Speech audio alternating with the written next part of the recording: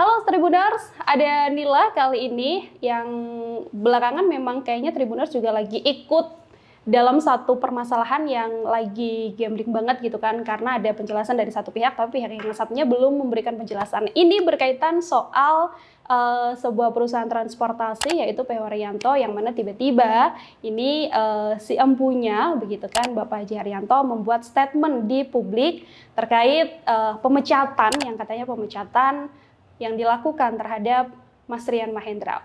Kira-kira apakah memang seperti itu versi Mas Rian?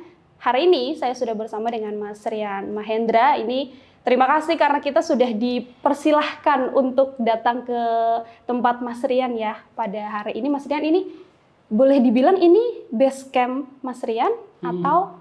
Assalamualaikum warahmatullahi wabarakatuh. Ini base camp buat, benernya saya dulu nyewa ini awal tahun buat ini tim editor YouTube. Oh, Oke, dan sekarang ditempati sementara sama Mas Rian? Iya, masih jadi tim editor YouTube dan tempat tinggal sementara. Oke, Mas Rian, ini saya mau langsung aja. Mas Rian juga pasti belakangan kayaknya media sosial, media juga lagi ramai sekali soal statement ini Bapak yang kemudian membuat statement di media tentang pemecatan Mas Rian. Ini emang ada statement tentang pemecatan?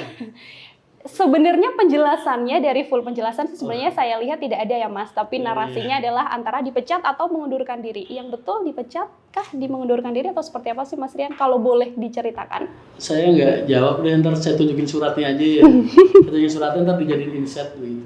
Oke, baik. Saya dinonaktifkan sudah memang sejak pertanggal 22 Juni.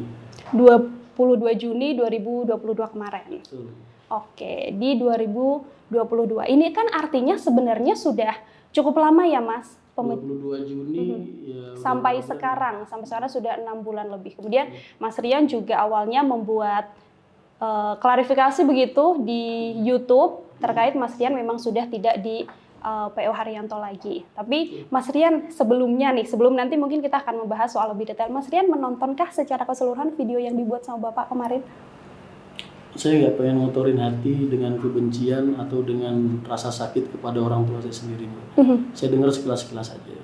Karena namanya orang, walaupun orang tua ya kasarannya ya, di saat dia buka-buka aib sampean misalnya, sampean sakit hati gak sih? Nah, saya menghindari rasa sakit hati itu dengan tidak menonton. Tapi teman-teman tetap kasih tahu, Bapak ngomongnya kayak gini. Makanya mendingan jenengan aja nih yang tanya, apa sih yang dibicarakan sama Pak Haji. Oke, sekalian ini kita izin ya Mas ya untuk mungkin mengklarifikasi langsung Tribuners ke Mas Rian terkait pemberitaan yang memang sudah banyak beredar gitu. Mas Rian, tadi saya juga sudah izin Tribuners ke Mas Rian untuk benar-benar boleh apa tidak begitu ya, ini untuk kami klarifikasi. Mas Rian, ada yang mengatakan bahwa memang kasus ini karena bisa dibilang kesalahan yang dibuat sama Mas Rian sendiri. Bahkan Bapak mengatakannya ini adalah kesalahan fatal yang pernah dibuat sama Mas Rian. Itu kasusnya kasus yang memang berjalan ketika Mas Rian akhirnya dinonaktifkan atau sudah beberapa waktu berlalu? Masalah itu terjadi ya pada saat saya dinonaktifkan. Jadi pemecatan itu keluar, ya ada frase lah, saya jadi bingung nih. Bingungnya, saya tuh membagi, dalam artian membagi profesionalisme dalam artian, oh ya ini keluarga, ini pekerjaan. Saya berusaha tidak mencampur adukan keduanya gitu. Betul. Jadi di saat seorang pimpinan, saya nganggapnya pimpinan ya, Bapak Haji Haryanto kok mempertanyakan kredibilitas saya, terus mempertanyakan hal-hal yang ibaratnya sifatnya apa ya, yang berhubungan dengan internal pekerjaan. Ya. Terus beliau kok tidak menemukan kepuasan di situ. Terus beliau kok sampai mengeluarkan surat pemecatan. Ya saya anggap ya sudah, ini jangan dijadikan masalah keluarga gitu. Kan kita niatnya dari awal profesional. Iya betul. Berarti antara keluarga sama keluarga, perusahaan ya perusahaan. Akhirnya pada saat keluar surat pemecatan itu keluar, bahkan surat penarikan inventaris itu keluar, ibaratnya itu saya udah menghindar gitu. Dalam artian ya tetaplah, walaupun mau ngomong sepahit apapun ya, jangan campur adukan perusahaan dengan keluarga. Tetap saya punya jiwa yang ya rapuh. Anggap aja saya masih lemah dianggap. Jadi bayangin aja saya harus dipecat dari sebuah perusahaan yang saya ikut berjuang di dalamnya selama, entah beliau nganggap ada atau enggak, atau nganggap saya ini berarti atau enggak, terserah lah itu monggo. Karena itu kan penilaian pimpinan ya. Cuman saya tetap punya masa untuk terpuruk. Jadi saya udah berdiam diri. Ya seperti yang kalian lihat lah. Saya nggak punya, maksudnya udah dilucutin semua. Saya udah nggak dapat privilege yang selama ini saya dapatkan ketika saya bekerja. Ya masih ada tabungan dikit-dikit saya pakai buat hidup selama bulan apa ya berarti? Juni, Juli, Agustus, September, Oktober, November, Desember, 7 bulan. Ya buat saya masa terpuruk saya 5 bulan udah cukup. Ketika di bulan ke-6, ketika di bulan ke-6 ini saya udah lumayan agak sembuh, terus terang aja. Makanya saya pengen move on. Saya pengen nyari. Saya udah sempat pulang sebenarnya kemarin sama Bapak pada saat bulan November itu. Cuman ya entahlah, mungkin beliau masih emosinya masih tinggi dan lain sebagainya. Saya juga nggak ngerti, padahal 5 bulan nggak ketemu. Terus saya sebagai anak tetap ngalah. Saya pergi, saya pengen nyari kerjaan di luar karena ya mau nggak mau, ya saya kan udah kehilangan akses keuangan. Saya punya anak kuliah, bener masih dibiayain sama Pak Haji pada saat itu.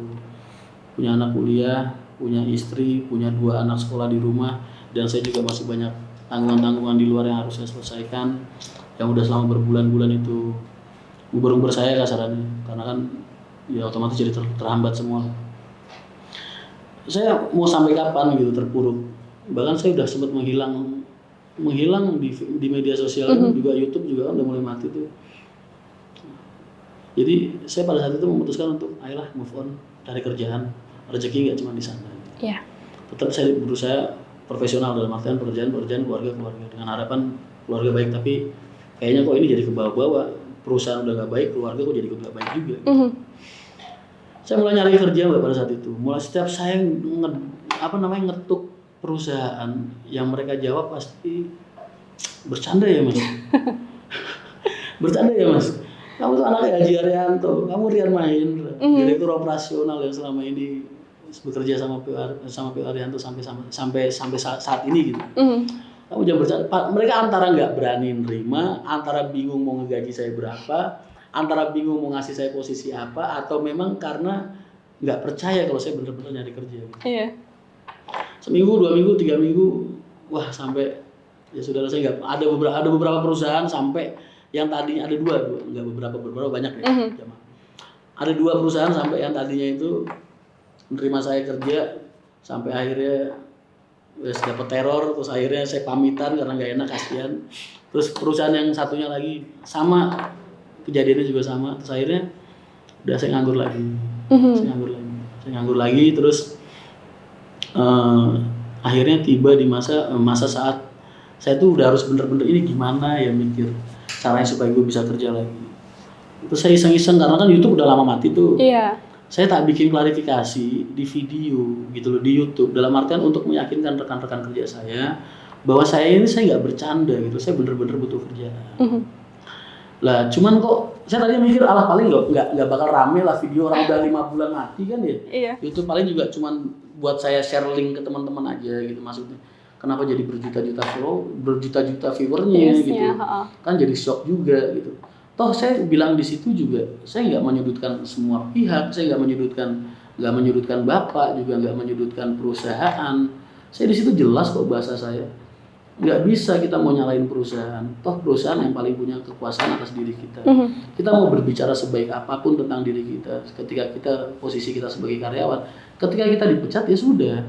Berarti memang kesalahan ada di kita. Kita nggak perlu ngeluh lah. Ngeluh itu kan sifat orang-orang yang cengeng aja.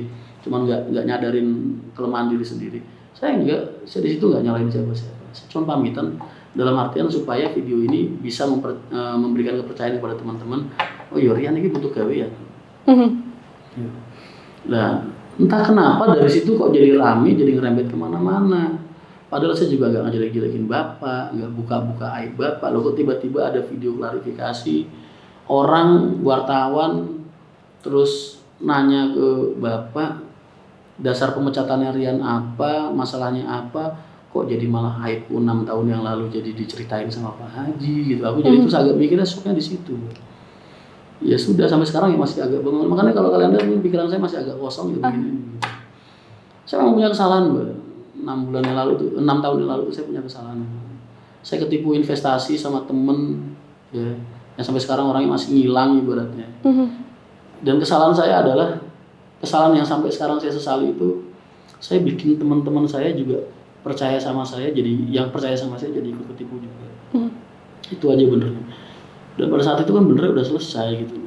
Itu kan udah kejadian 6 tahun yang lalu. Aku juga udah pulang, udah minta maaf sama bapak, dan bapak mau maafin, mau nyelesain semua. Cuman ya maaf, jadi nominalnya jadi 2 miliar katanya. Iya betul di video itu. Ya karena setahu saya nggak sampai segitu, tapi monggo lah terserah kalau bapak. Setahu saya, makanya saya sampai bikin postingan di mana kemarin seharga mobil yang biasa bapak kasih ke teman-teman bapak atau ke kolega-kolega bapak. Ya saya pikir memang itu harganya segitu, kalau 2 miliar mah nggak sampai mobil, bis itu berarti. Saya beli seharusnya bis bukan mobil. Tapi nggak tahu lah, terserah motivasi beliau seperti apa, saya nggak akan menyangkal. Memang itu kesalahan saya dan itu jadi penyesalan saya seumur hidup. Toh sudah saya buktikan, dalam artian itu udah saya udah tobat nasuha. Terus akhirnya saya mulai membranding diri saya di media, mengajak orang-orang untuk hidup dengan baik, mengajarkan orang-orang untuk menebarkan kebaikan, menjalani hidup dengan baik. Saya tunjukkan betapa tawadunya saya sama orang tua saya. Saya kenalkan ke media, oh ya ini loh, saya punya sosok ayah yang bisa saya banggakan. Mungkin kalian juga nggak akan banyak tahu tentang Haji Haryanto kalau saya nggak nunjukin di media. Itu karena saya bener-bener bangga sama orang tua saya sampai detik ini. Ya. Terus saya jadi nge-branding perusahaan juga. Mungkin kalian aja kan baru kenal saya baru tahun 2017-2018 kan. 2018 kesini lah paling, ya kan? Karena dulu kalian nggak ada yang kenal. Mas, dosa-dosa saya nggak cuma itu, banyak banget. Makanya hidup saya itu setelah Bapak nyelamatin saya pada saat itu, Bapak nyelamatin masalah saya pada saat itu, saya sudah berjanji sama diri saya sendiri, saya nggak akan mengulangi kebodohan yang sama, dan saya akan hidup dengan baik dan mengajak orang-orang di sekitar saya untuk hidup dengan baik supaya mereka nggak melakukan kebodohan yang sama seperti apa yang saya lakukan pada saat itu. Ya seperti apa yang kalian lihat di media sejak kalian kenal sama Rian Mahendra, ya itulah itu jalan tobat saya. Makanya orang banyak banget ngomong, nanya, Mas kok bisa sih punya hati kayak gitu? Mas kok bisa sih kamu sebaik itu? Mas kok bisa sih kamu? Ya mungkin banyak orang, kok iso sih Mas Rian api anipol dadi wong? Kok bisa sih kamu bisa sebaik itu jadi orang? Kan saya selalu bilang, yang saya lakukan saat ini itu adalah bentuk penyesalan saya atas dosa-dosa saya di masa lalu. Dosa-dosa saya nggak cuma itu aja, masih banyak lagi. Ya mungkin nanti kalau dibuka satu persatu ya kalian tambah nggak karu-karuan. Tapi itu kan ada di masa lalu saya gitu. Kenapa harus begitu? Toh saya udah menunjukkan bahwa saya sudah ingin berubah dan ingin memperbaiki hal itu. Terus apa namanya? Ya gimana ya?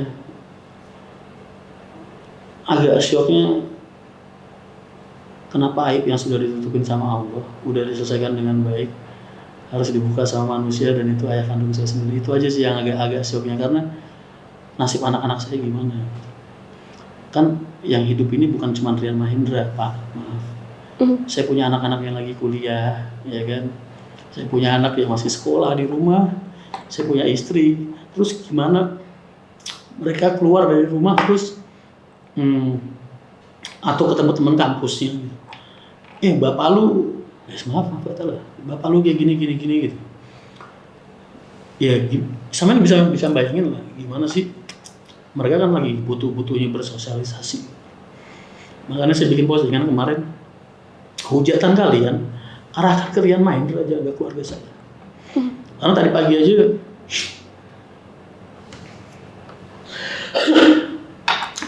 mertua saya tuh sampai, kamu semangat ya. Beliau tuh mertua saya sampai yang perempuan maupun yang laki-laki ibaratnya, sampai keluar dari rumah aja ditanya tetangganya. Ya mertua perempuan ke pasar ditanya sama tetangganya. Saya tuh kasihan gitu, karena saya belum pernah bisa membahagiakan mereka, belum pernah bisa ngebahagiain orang tua saya sendiri. Mungkin bapak masih kurang sama saya selama ini. Saya juga belum bisa membahagiakan anak dan istri saya gitu. Kenapa mereka harus jadi kebawa sama dosa-dosa saya di masa lalu gitu. Cuma itu aja sih. Terus selama ini juga kalau kalian lihat rekam jejak digital seperti apa bapak memperlakukan saya setelah masa itu, bapak saya otomatis pada saat itu janji saya sama diri saya sendiri adalah saya akan memperjuangkan martabat keluarga dengan lebih baik lagi, martabat keluarga besar dengan lebih baik lagi. Saya akan memajukan perusahaan dengan cara bekerja jauh lebih keras lagi daripada sebelumnya. Saya akan merubah diri saya untuk menjadi semakin baik lagi. daripada sebelumnya gitu. Dan itu sudah dibuktikan sampai dalam artian ya seperti apa perkembangan P.O. Haryanto dalam waktu beberapa tahun belakangan ini. Saya anggap itu berkat effort dan bantuan rekan-rekan semua, teman-teman saya, rekan-rekan kerja saya, para kru, orang-orang saya di lapangan dan lain sebagainya. Kalian benar-benar support impian saya untuk membahagiakan orang tua saya. Sampai P.O. Haryanto jadi ada di titik seperti apa yang kalian lihat saat ini gitu. Ya itu kan bentuk sampai Bapak ngasih GLS kan waktu itu hadiah ya kan. Betul. Ya walaupun udah diambil lagi sih, gak jadi masalah lah, itu barang dunia. Aku nggak jadi mikir. Tapi buat aku itu bahagia Bu. Karena apa, canda tawa saya sama Bapak pada saat itu final goal atau final achievement yang diinginkan seorang anak kepada orang tuanya. Di saat orang tuanya itu merasa bangga sama dia, merasa seneng, merasa bahagia sama effort yang sudah diberikan sama anak. Nah, itu makanya buat media-media atau kalian yang menggoreng masalah ini terus jadi kok seolah-olah kalian jadi kayak pengen misahin aku, jadi pengen merusak hubungan aku sama Bapak gitu. Kalau kalian sudah sukses merusak hubungan kerja saya dengan orang tua saya, ya cukup sampai situ aja. Jangan berusaha merusak hubungan darah saya dengan keluarga saya dan adik-adik saya. Terima kasih sudah nonton. Jangan lupa like, subscribe, dan share ya.